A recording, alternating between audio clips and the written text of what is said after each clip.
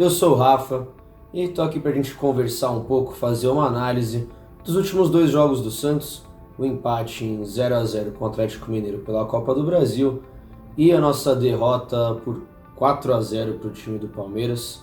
Jogo muito doído aí para nós santistas, uma semana que tá dura, mas a gente deu uma olhada aqui no jogo, nos melhores momentos, e vamos tentar ver o que a gente consegue tirar de conclusão sobre esse jogo, quais foram os principais erros do Santos e qual é a lição que a gente aprende e sai desses jogos. Foram três jogos que eu vou citar agora um pouco, que tiveram algumas semelhanças, que são Santos e Grêmio, a nossa estreia no Brasileirão lá na Arena do Grêmio, Santos 0-0 contra o Atlético Mineiro pela Copa do Brasil e essa derrota contra o Palmeiras no Pacaembu. São três jogos que a gente percebe que a estratégia do Santos foi um pouco diferente do que a gente está acostumado. Foram três jogos em que a gente entrou com três zagueiros, o time um pouco mais contido, e que a gente não atacou com muitos jogadores como a gente está acostumado, como a gente tem mostrado aqui nos nossos vídeos de análise. Então muitas vezes o Santos atacando com 5, 6, 7 jogadores dentro da área. Nessas três partidas isso não aconteceu. Então aqui o Santos entrou nessa espécie de 3-4-3, né? A nossa trinca de zaga. Acima deles os dois volantes Jean Lucas e Pituca. O Ferraz e o Jorge ora atacavam pelas pontas, ora pelo meio. E no ataque o Rodrigo e o Derlis, com o Jean Mota como uma espécie de falso 9, se movimentando bastante, caindo pelos lados. Quando a gente estava na defesa, os dois laterais voltavam bastante, formavam uma linha de 5, com a linha de 2 volantes acima, e aí o Rodrigo, o Jean Mota e o Derlis se recompunham, mas não participavam tão fortemente desse momento defensivo. Então aqui já uma imagem que retrata um pouco do que eu estava falando. A gente vê aqui o Santos chegando no ataque com o Jean Mota, e aí só 2 jogadores para chegar dentro da área, 2 jogadores pisando na área, o que é muito pouco porque a gente está acostumado com o Santos. E aí outro lance que mostra isso mais uma vez, Jean Mota chegando, só 2 jogadores dentro da área para acompanhar. Já no momento defensivo a gente vê aqui bem clara a nossa linha de 5 com a linha de 2. Defensivamente o Santos foi muito bem, foi bastante organizado contra o Atlético Mineiro, tomou poucos sustos, mas também foi pouco incisivo. Foi um jogo bastante interessante, que teve 2 tempos bastante distintos. Então até aqui eu peguei uma tela do programa Bate-Bola da ESPN, fica aí os créditos, de que foram 2 tempos muito distintos, né? No primeiro tempo o Santos com mais de 60% de posse de bola, dando 8 finalizações, 2 em direção ao gol. Já no segundo tempo o time do Atlético Mineiro encaixou bem o time contra o Santos, teve um pouquinho mais de posse de bola e finalizou muito mais, porém todas as finalizações com pouco perigo. O jogo terminou com o Santos com 57% de posse, mas o Atlético tendo mais chutes, mas número muito parecido de chutes a gol. Então um jogo que foi bastante morno, né? Poucas chances criadas. O Santos no primeiro tempo conseguiu amassar um pouco o time do Atlético Mineiro, no sentido de que quando o Atlético pegava a bola, o Santos já sufocava e ia para cima. Conseguiu roubar algumas bolas assim, conseguiu ficar bastante tempo com a bola, teve bastante amor por El Balón, mas no segundo tempo o Atlético Mineiro conseguiu reagir. Porém, um jogo que o 0-0 foi bom pra gente, né? Não temos o que reclamar esse 0-0, hoje em dia não tem mais gol fora de casa, então tanto faz se fosse 0-0, 1-1, 2-2. Uma partida que a gente conseguiu sair com um empate e com isso vir com um resultado bom para a partida de volta. Provavelmente não contaríamos com a maioria dos nossos jogadores gringos, que foram convocados para a Copa América, eles já terão se apresentado muito provavelmente. Então foi isso, né? O Santos entrando contra o Atlético Mineiro com uma formação que lembra bastante a formação do Santos e Grêmio. 2 atacantes apenas, o Jean Mota fazendo essa transição como um falso 9, como um meia. E aí o Santos veio para esse jogo contra o Palmeiras, mais uma vez com um time diferente. Como eu já tinha falado no último jogo, né? No Brasileirão o Santos tem sido cada jogo uma formação, cada jogo uma escalação, formação tática sempre mudando, o que é muito bom. É o que a gente quer, o que a gente espera é um técnico que estude o adversário e com isso monte um time especificamente para enfrentar esse adversário. Porém, diferente da maioria das últimas vezes, o São Paulo errou e errou feio para escalar o time contra o Palmeiras. Ele pensou numa estratégia de jogo e na verdade não conseguiu executar ela em nenhum momento. Por quê? Porque a gente entrou com um time mais defensivo, 3 zagueiros, 3 volantes, nenhum meia, ou seja, pouca articulação, um time realmente para jogar fechado e sair nos contra-ataques. E aí com 2 minutos a gente tomou um gol e teve essa estratégia quebrada. Deixa eu mostrar aqui um pouco melhor para vocês. Santos nessa espécie de 3-5-2 aqui. Só que na verdade a gente não estava realmente no 3-5-2, a gente estava muito mais parecido com 4-4-2. Isso porque o Felipe Jonathan descia, né, fazia o lateral esquerdo. O Lucas Veríssimo ficava muito mais como um lateral direito do que como um zagueiro. Então no final a gente ficava com uma linha de 4, com o Felipe Jonathan, Gustavo Henrique, Felipe Aguilar e Lucas Veríssimo.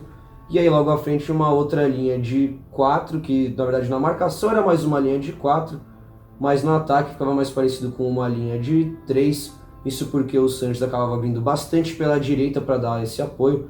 Então no momento ofensivo o Sanches atuava como uma espécie de um terceiro atacante, às vezes um pouco mais recuado, um pouco mais acima, mas aí no ataque a gente ficava meio parecido com um 4-3-3. Então o Lucas Veríssimo subindo sim como um lateral direito e o Sanches subindo como se fosse um ponta direito. Então foi bastante difícil achar lances com o ataque e a defesa do Santos organizados. Que eu peguei um lancezinho onde o Soteldo fez a jogada pela esquerda. A gente vê na área, né, o Délio Gonzalez, que é o nosso outro atacante, o Pituca e o Sanches entrando na área para tentar finalizar, mas quem realmente chegou nessa bola e criou um lance de perigo foi o Lucas Veríssimo, que estava jogando como um lateral direito, o Sanches entrando bastante na área, o Pituca não entrou tanto, esse lance foi um pouco uma exceção. E aí no momento defensivo a gente vê que tinha aqui uma linha de 4, ali na ala esquerda o Felipe Jonathan aberto, até aqui embaixo o Lucas Veríssimo. Você vê que o Lucas Veríssimo está sim como um lateral direito. Só que a gente percebe nesse próprio lance que o nosso meio campo está desorganizado, então aqui uma linha até meio forçada, estava bem desorganizado, e aí nesse lance ainda o Dudu conseguiu criar uma chance de perigo para o Palmeiras. Um jogo que o Palmeiras foi bastante superior, as estatísticas não fazem parecer que foi tanto, né? A gente vê o Santos com quase 70% de bola, um número de chutes semelhante, mas também tem a parte da sorte também. Foram 8 chutes a 4 do Palmeiras em direção ao gol, a nossa bola batendo na trave indo para fora, deles desviando o nosso zagueiro e entrando. Então, além de todo o mérito que o Palmeiras tem e tudo que o Santos foi mal, tem também essa questão do futebol que a gente não, que é o acaso. Então, acho que às vezes não importa nem qual que é a estratégia do treinador, se foi uma estratégia ofensiva ou uma defensiva, quando você toma um gol de bola parada, assim, de cabeça, com 2 minutos de jogo, quebra totalmente o esquema. A gente vê que o jogador do Palmeiras não estava impedido, o Gustavo Henrique dava condição, e tinham 3 jogadores em volta dele, nenhum dos 3 conseguiu tirar essa bola. Vale lembrar que foi uma falta muito boba do Sanches que gerou esse gol, uma falta totalmente desnecessária, e aí acabou degringolando aqui pra gente. E mais um lance de desatenção que mostra que o Santos entrou meio dormindo nesse jogo, o time não entrou com a faca nos dentes como deveria, como o próprio time do Palmeiras entrou. Quando você tá com 3 zagueiros e 3 volantes, é muito difícil você avançar. Então a gente já estava perdendo com 2 minutos e tinha um time que passava muito de lado. Porque Pituca não é meio armador, Jean Lucas não é meio armador, Alisson muito menos, então eles passavam muito de lado a bola. Quem tinha que armar o nosso time pela direita acabava sendo o Lucas Veríssimo, e aí fica muita contestação de por que o Ferraz não jogou. Também não jogou a nossa dupla de ataque que está jogando melhor, né? Claramente os 2 melhores atacantes do Santos no momento são Rodrigo e Sacha. Você pode discutir que o Rodrigo está de saída, que o Sacha é duvidoso tecnicamente, que o Derlis tem mais bola que o Sacha, mas a questão é que no momento o Sacha está vivendo um melhor momento. O Sampaoli disse que tanto o Rodrigo quanto o Sacha estavam com problemas físicos, então não iam poder jogar de qualquer jeito. O Jorge, que foi outra contestação, que é um jogador que tem jogado muito bem nas últimas partidas e não atuou contra o Palmeiras. O Sampaoli alegou uma sequência grande de jogos e que o Jorge também estava um pouco desgastado e por isso não jogou. E aí a gente destaca mais uma vez também que as substituições do Sampaoli foram muito mal feitas. Ele colocou Cueva, que é até triste falar do Cueva, é um cara que ainda tem um pouco de esperança, né? Está comprando ele mesmo, gastando uma grana. Contrato de acho que 4 anos com o Cueva. Então espero que em algum momento ele comece a jogar bola. Mas tá difícil ter o Cueva entra e não tá acrescentando nada ao time. Outra substituição foi a entrada do Giamotto, O Jean Mota, na minha opinião, foi talvez o menos pior do time. Eu acho que ele entrou bem, entrou arriscando bastante, tentando levar o time à frente. Aqui, quando ele entrou já estava 2-0, estava muito difícil. Porém, não foi uma partida ruim do Jean Mota. E também colocou o Vitor Ferraz, então foram substituições muito estranhas, né? Em uma das substituições, o São Paulo tirou o Felipe Jonathan, então ele tirou o nosso lateral esquerdo. Ele levou o Diego Pituca para a lateral esquerda. Então a gente ficou jogando por um tempo com o Veríssimo na lateral direita e o Diego Pituca na lateral esquerda, dois laterais improvisados. Aí depois ele colocou o Ferraz, então o time foi muito bagunçado dentro de campo. Então somou méritos do Palmeiras. O Palmeiras fez uma grande partida. O Palmeiras tem o melhor elenco do Brasil hoje.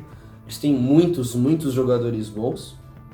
Ainda juntou com uma noite infeliz do Sampaoli, infeliz individualmente dos jogadores. Então, se o Sampaoli fugiu das suas características, das características do Santos, de ir pra cima, entrou com um time defensivo e errou, os jogadores também erraram. Você não pode tomar um gol daquele com 2 minutos, e aí junta uma coisa com a outra. Acho que, como o próprio Sampaoli admitiu na entrevista coletiva após o jogo, ele foi o grande culpado. Quando a gente estava em boa fase, o futebol bonito, a gente estava jogando, todos os elogios que a gente estava fazendo, que a gente estava recebendo da mídia, era um mérito dele, 99% mérito dele. Também essa derrota eu diria que foi 99% culpa dele, escalou mal e também o substituiu muito mal. Que lição a gente tira dessa partida, né, e também da partida contra o Galo nessa análise? Acho que a primeira conclusão é de que não pode jogar com 3 zagueiros e 3 volantes. O time fica muito engessado, fica muito burocrático, cria muito pouco, fica muito passe de lado, pouco passe vertical. Acho que ou é 3 zagueiros ou é 3 volantes. Foi a primeira vez no ano que a gente entrou com 3 zagueiros e 3 volantes e não precisa nem dizer que deu muito errado. A segunda lição é que o Santos tem que trabalhar bastante bola aérea. Eu acho que desde o começo do ano a gente tem mostrado que muitos gols que a gente tomou foram de bola aérea. A gente tem zagueiros muito altos. Nesse jogo o Potinha estava jogando Felipe Aguilar, Gustavo Henrique e o Lucas Veríssimo. São 3 zagueiros muito altos, são torres trigêmeas. E mesmo assim tomamos um gol de cabeça com 2 minutos que praticamente acabou com o jogo. O primeiro gol no futebol é o elemento mais importante do futebol. É o que acaba decidindo muitas vezes a partida. Então, você não pode vacilar num lance desse contra um time como esse time do Palmeiras, que é um time que vai brigar até o final pelo título. Por fim, acho que a gente tem que erguer a cabeça. Nesse domingo vai ter Santos e Inter. É um jogo que a torcida do Santos tem que lutar para incentivar o time. A gente, lógico, foi mal nessa partida, mas continuamos em quarto no Brasileirão. Estamos a 3 pontos do líder, que é o Palmeiras. Então o time tem que ter uma sequência boa até a Copa América, tem que ganhar, tem que ir pra cima, mas a torcida tem que ir junto. Lembrar que, aqui é Santos, aqui são 2 estrelas, é bicampeão mundial, é o maior time da terra, é o time que parou a guerra. Vamos pegar a nossa camisa, vamos comprar o nosso ingresso e vamos pra Santos nesse domingo. Nada tá perdido, a gente ainda pode brigar pelo título, a gente ainda vai pegar a porcada em casa no segundo turno. Então a gente tem que ir pra cima do Internacional, que também é um postulante ao título. Lembrando que o Santos está em 4º lugar com 10 pontos, o Inter está em 5º com 9 pontos, então é uma briga direta. O Inter vai brigar com o Santos por Libertadores, pode brigar por título também, então a gente tem que estar com a nossa força máxima e a torcida junto com o time. Tudo pelo Santos, aonde como ele estiver. Essa semana tá difícil, mas a gente continua com você, Santão. Eu te amo.